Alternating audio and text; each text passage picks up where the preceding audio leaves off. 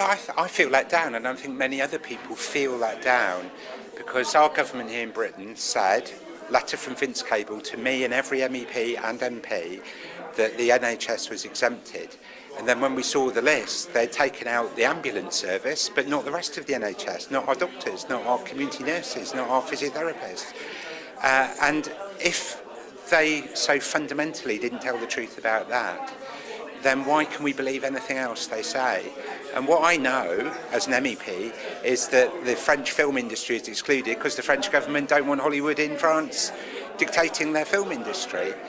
And in Britain, we care about the National Health Service.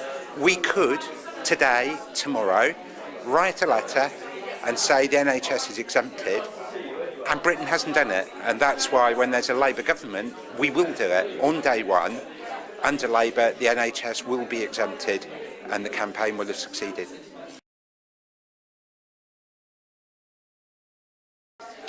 The reason I and Labour believe that we shouldn't just walk away now is because, there are very, very big interests for businesses in my constituency in the east of England, for jobs when people are suffering, when still too many young people are unemployed. And if we can defend our interests, get new trade opportunities, but at the same time raise standards and protect standards for workers, for consumers, it's the right thing to be in there talking about it and negotiating for it.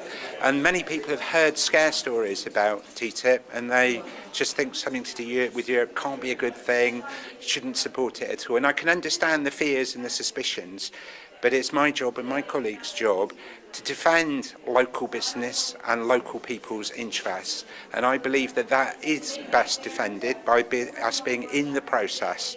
And if we don't like it, we can vote against it, and we will vote against it.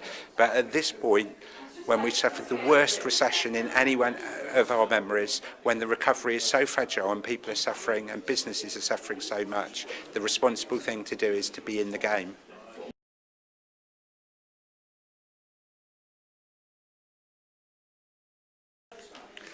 As an MEP, we could be part of public debates like the Hansard Society debate in Cambridge here today, explaining, listening to concerns, answering questions, but then also taking questions into the process. And I actually welcome how much public interest and concern there is about this, and there should be. And then in the European Parliament, we do get greater access to documents. That's a proper principle of parliamentary democracy, but we also get the chance to scrutinise on the record in Parliament the negotiators, to ask the questions, to see point by point what is being negotiated. And I say this, the transparency is a key concern about this EU-US agreement. Too much has been in secret in the past, but the campaign has been a successful campaign. We want to go further, but this is the most transparent trade negotiation ever. Still not good enough, and that's because MEPs have done our work, and we will carry on doing so.